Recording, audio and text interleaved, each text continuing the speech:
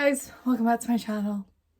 Ignore the voice. It has been like this. I think we're on day 5 of raspy, voice lost Chloe. Some of you might like this. I'm kind of starting to dig it. I couldn't film this video on Wednesday. My voice was way worse. My voice was voice cracky, way worse than it is now. And I just couldn't, I wouldn't have been able to get through it without like coughing up a storm. I'm still coughing now, but it's not as bad. As you can tell by the title, as you can tell by me not filming this on Wednesday when it all happened, I'm talking about Tuchel getting the sack. I never thought I'd have to film it this early in the season. I had a feeling I'd eventually have to film it. I'm not gonna lie, I did feel like it was gonna eventually happen, but I thought I would have until the end of the season. I thought I'd get to see Tuchel bring us to some more cup finals. And he'd just get his time with his squad he's built. Nope, he got the sack 7 days after the transfer window closes. And it's now official. It was official the day literally after this all happened, and I'm going to get into my thoughts on that. Graham Potter, Harry Potter, expect a lot of Harry Potter jokes. He is our new manager, and I'm at the stage where I'm fine with it. It's whatever.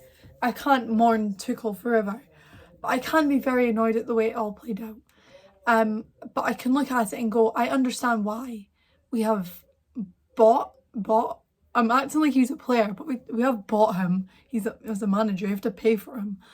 I can understand why we've brought in Graham Potter, but the way everything was handled by Todd Bowley and the ownership, I am still very much disgusted by. And I'm going to get into that. But let's get into Tuchel getting sacked first, and then we can talk about Graham Potter being brought in. I don't have like everything I want to talk about in front of me. Normally I'd have notes. I'm kind of filming this to have it filmed, and then I can edit when I get home after work. Basically, Tuchel was sacked Wednesday morning, the day after we lost to Dynamo Zagreb 1-0. However, it has been stated that this was not based on that result. It was actually, it came out later that day, I think, or the next day, that it had been looked at since pre-season that the ownership had doubts about Thomas Tuchel. Now, what has been coming out slowly and very but surely is that the ownership and Tuchel very much did not seem like a good mesh of characters. I think they were very different people. Tuchel wanted to just be left to his own devices and work and be a coach. And I think all the director of football madness and him having to scout and do everything he had to do this transfer window really put a strain on everything even more.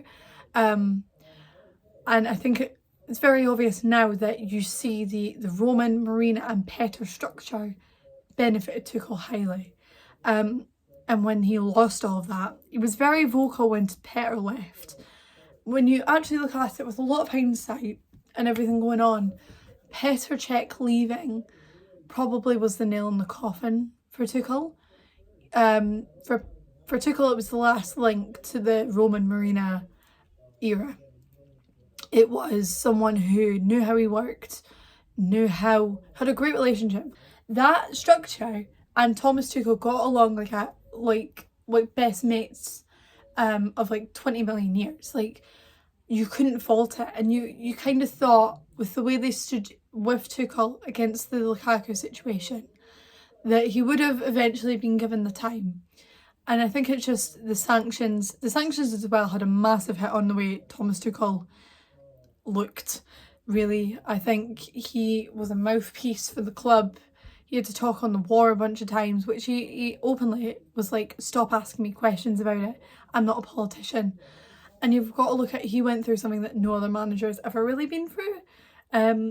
You know, we thought, there was a point where we thought the club wasn't going to exist, remember? We thought something was like, we just all thought it was never going to get over the line. And Thomas Tuchel was in a situation where he could have jumped ship. He had offers. You've got to remember, Manchester United admired Tuchel at that time before they hired Ten Hag. Barcelona apparently were looking at him. Like, we had a manager who stuck by us.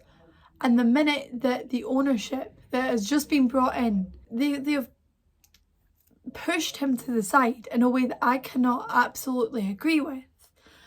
You can have your doubts about a manager. I understand that. If you've come in as these new owners and you have doubts in a pre-season, understandable. Fire him then. Don't fire him 7 days after a transfer window closes and you have spent £200 million on him. But actually, see, when you look at it, and this is going to be a bit of a vent of frustration for me now. The transfer window, when you actually look at it, is so mishmashed. Because when you look at the signings, I don't think any of them were actually Tuchel specific. Maybe bar Aubameyang. But Aubameyang can still be used under other managers. You really think Sterling, Koulibaly, Cucurella, Fofana, Zakaria, Aubameyang, and then all of like your academy, like up and coming talent signings. Do you think all of them were Tuchel specific? No. The ownership knew at the time what they were going to do. They knew when it was justifiable, they were going to sack him. And they were going to bring in Graham Potter. You cannot tell me that they had no idea that they weren't going to bring in Graham Potter, considering it was done in less than 24 hours. Well, I think just over 24 hours, pretty much. But the way everything moved at the speed of light for Graham Potter, it just makes me think that something was definitely either talked about with Potter, talked about with Brighton, or it was just really much like, we have this ready to go for when it's justifiable from the ownership point of view. I think I'm still in absolute disgust with Bowley for this. I understand a loss against Zagreb and the dressing room obviously being lost is a concern, but he's done what we have not wanted in this. He's given in to the player power, and this club has somehow become Player Power FC. I don't have the words. We thought under Tuchel it was done. We thought Lukaku didn't get what he wanted. You know, he didn't get rid of Tuchel then. Tuchel got stood by Marina and Roman at that time. They let him drop Lukaku, and Lukaku got dropped. Lukaku got dropped because giving that interview was unacceptable. You don't have control of this club. You are not the manager. And Bowley has come in and just given in to every single one of them who wanted Tuchel out. How do you expect me to be happy about that? Because player power has always been an issue at Chelsea. Because of the way that Roman used to work, it was so obvious that players could just give up and, you know, expect the manager to get sacks. You know, we all thought Bowley coming in that Tuchel would have been given the time and that none of this would have happened. They've all obviously had their complaints and they've been listened to, and it's ridiculous. And don't even get me started on the PR posts, not even posts, stories from a majority of this team, because it is absolutely ridiculous that Frank Lampard got more from some of these players than Thomas Tuchel did. What has Frank Lampard done in this club? Other than bringing the academy players, what has Frank Lampard done to actually deserve a long-winded paragraph? Nothing. What has Thomas Tuchel done? Oh, let me think. Champions League. 3 cup finals. Granted, all lost because of you. You couldn't score. You couldn't finish your chances in those cup finals. A Champions League, a Super Cup, a Club World Cup. He's won the lot. He finished the set for us. Something that no manager could ever do. Winning the Super Cup, winning the Club World Cup. He was the one to do that for us. But no, that just goes out the window. Then Tuchel gets the sack, and everything comes out is very much Lampard-esque. If you remember what the media drivel was like when Lampard got sacked, lost the dressing room, the players didn't want to be on his side of the touchline. The players, you know, he didn't talk to players. He excluded players. Lampard-esque, isn't it? Very funny how that works. It's the first thing I said when it all started coming out. I was like, have we just sacked Lampard? Because this sounds so familiar. There's no way that he didn't talk to one specific team member. I don't care who it was. There's no way he isn't talking to you for over a year. For over a year. So you're telling me from the start of last season he wasn't talking to you? Bullshit, because we were in a title charge until December last year. He would have been talking to every single one of you. So I don't believe that, first of all. I don't believe that he excluded, apparently, Billy Gilmour and Harvey Vale from a team dinner during pre-season. I don't believe that, because Harvey Vale actually, you've got to remember, Tuchel gave Harvey Vale his debut, and that was part of his like farewell post to Tuchel, was like, thank you for giving me my debut and thanks for giving me a chance. I don't believe that. And the way you look at it, I think Harvey Vale was going to go on a loan anyway this season, and he did. He went on a loan this season. What do you want from Harvey Vale? I mean, it was best to just send him to the under-23s, and he went on a loan to a championship side. It's not like Tuchel was going to use Harvey Vale this season. He needs a development. Billy Gilmour is a different story, and I feel like Billy Gilmour is just a massive subject in this whole thing, because he has been played massively, and I feel terrible for Billy Gilmour. On deadline day, he's persuaded to go to Brighton. He wants to leave, I get it, for his own career. But you're telling me that the ownership didn't hold a talk with Billy Gilmour and go, well, we're actually thinking about sacking Tuchel and bringing Graham Potter, so you don't really have to go. You're telling me that the ownership let this boy go to Brighton for peanuts. I don't care how you say it, he's a Champions League winner. Whether he played a massive run in it or not, he's got a Champions League winning medal in his house. He is an international for Scotland. You're telling me you sold him for under 10 million to Brighton, only to then bring in his manager 7 days later. So that is... it's weird, because I look at it and go, right, so Bowley hasn't sacked Tuchel on a whim. It's obviously been thought out and planned. So you've sold someone Tuchel didn't want. You sold Billy Gilmour, who wasn't in Tuchel's plans. Understandable, whatever. That was the manager at the time. You focus on the manager at the time. But then you're also thinking in the back of your head, wait a minute, I'm gonna sack Tuchel and bring in Graham Potter, so what's the point of me selling him? And then you still sell him. Billy Gilmour's left stranded at Brighton, because the only reason he moved to Brighton, reportedly, is because he wanted to play under Graham Potter. He was a fan of Graham Potter. I'm sorry, but the real injustice is Billy Gilmour, because we've lost out on a massive developing talent who could develop under our new manager, and we've sold him for literally pennies in this transfer, market. Under 10 million is pennies for a player. Brighton have got a massive deal, but they don't have the manager now to fucking develop him. And you know what, I need to put out this massive thing for Brighton fans, and I feel like I'm going on a tangent now, but it's becoming a rant, because I feel sorry for Brighton fans. We have shafted you over massively because our ownership can't put a decent plan together. You give him until the World Cup, then sack him. You sack him in pre-season, I get that. You give him until December, I get it. You've got time to then not shaft over Brighton.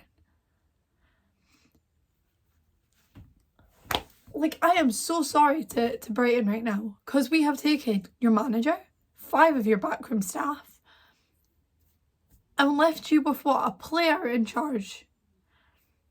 I feel sorry. I do feel sorry, and I wanna extend an apology to all Brighton fans and an apology to Billy Gilmour, because Billy Gilmour has been absolutely fucked over. Levi Colwell will be fine. I bet you now he comes back in January. I bet you we recall him. I bet you at the first instance Billy Gilmour will get bought back, but it will be for some handsome money, because we don't have a buyback. I don't think we've got a buyback on Billy Gilmour. I don't think we've put a buyback clause in on Billy. Of all the people that we have not done a buyback clause on, I don't think we have one on him, which is ridiculous. Don't even get me started on it. I think I might actually cry. Like, I'm excited for this new reign. 5-year contract. Apparently he won't be sacked if he doesn't make top 4. Mate, I'm expecting him to make top 4. He's got Brighton in the top 4 in the start of his first few games. He's got arguably a better squad at Chelsea. You're telling me you're not expecting him to make top 4 and he won't get sacked if he doesn't? Great, fantastic. So if we're playing in the Conference League next season, I'm meant to be happy with that? No, I'm not going to be happy with that. I want Champions League football next season. Process or not, I don't care if we're in a project. That squad on paper is good enough for Champions League football.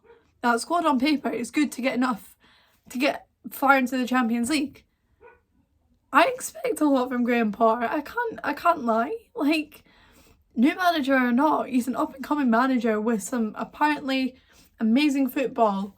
Well, he's got a better team at Chelsea, so he better be showing it. And that's the cold hard truth about it. And as a Chelsea fan, that's what I want. I want him to show that he can challenge. This is where I want to start a mini tiny little rant about the players, because the players are a fucking disgrace. And the way they performed against Zagreb, I went on a rant. I was pissed, livid. I was disgusted by what I saw. Hakim Ziyech needs to never play for this club and be sent to the under 23s, because his performance was, I could do better. I could actually go on that pitch and do better than Hakim Ziyech on Tuesday. That was disgraceful. Not letting Reece James take that second free kick, and then doing exactly what he did in the first one. Fucking disgraceful. If it is true about, you know, certain players not being happy, so like your Christian Pulisic, get your fucking head down. I'm gonna start being frank about it. This team has a fucking mentality problem, and it is disgraceful to see you're 1-0 down away from home and you still can't fucking lift your head up and try. These boys, and it's not even like it's a this season problem. It happened last season and I'm sick of seeing it. Why is it when we go a goal down, we can't get our fucking heads up and start trying? Why is it we need to be in the lead for us to try? It makes no fucking sense.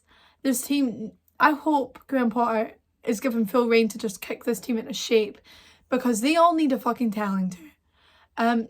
It's so funny because people think, oh, Christian Pulisic will get a chance, Hakim Ziyech will get... You think they're going to get a chance when they can't fucking play well? You know who I thought the only person I want to get a chance in this team is fucking Kepa Arrizabalaga, because I think under Graham Potter, he's the type of keeper that Graham Potter wants and normally plays with. I don't think Mendy's the type of keeper that Graham Potter will actually use. And that'll be an interesting thing, is which keeper does he go for? I'm not interested about Christian Pulisic or Hakim Ziyech. I'm more interested in, is Kepa going to get a second chance at Chelsea?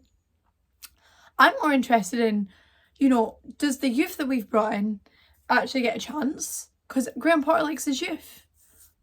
I want to see the youth get used. I want to see Graham Potter making frank decisions on this team. None of that front line's good enough right now, apart from Sterling.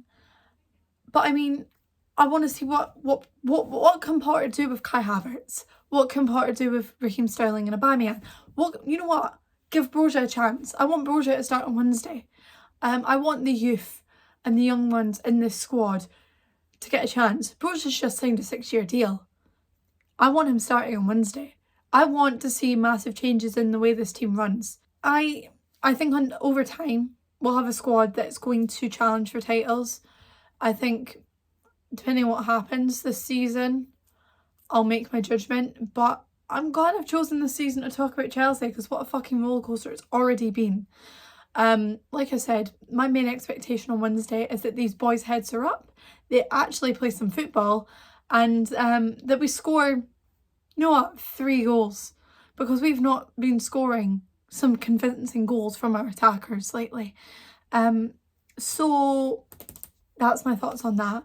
I am still utterly disgusted that we have sacked Thomas Tuchel, but I've got to look past that. I'm still mad at the ownership, but I need to be excited for this new manager coming in. Potter needs to work his magic. Like I said, expect a lot of Harry Potter jokes. I hope that the last instance of player power at Chelsea FC was Tuchel getting sacked. And I hope that if you don't want to play under Graham Potter and you have your doubts about him, you get sent to the under 23s. Because this isn't a place for us to just hound people who don't want to be here. It's just not. We're here to win trophies. It's Chelsea fucking Football Club. We are notorious for winning trophies. I don't know what's going to happen this season, like I've said. I expect top 4. I can't lie about it. The fact that I get not sacking him because he won't make top 4. He's on a 5-year deal. But the aim is top 4. You can't tell me it isn't. That's my mini rant thoughts about everything on all of this. I'm still upset Tuchel got sacked. Like I've said about 50 million times, I think it's utterly disgraceful the way he got treated. But I need to just be excited about this new reign under Potter and pray he can work his magic. I'm going to keep making that joke. I feel like it's just the right joke to make. So let me know your thoughts on this whole situation, this whole debacle. Like, comment, subscribe, follow my social medias, and hopefully the next time I'm back I don't sound like a man. I'll see you guys in the next one. Take care. I miss you, Tuchel. I miss you already. Oh, I'm gonna miss seeing him in Chelsea branded clothing. I feel like that's just all he owns. Oh.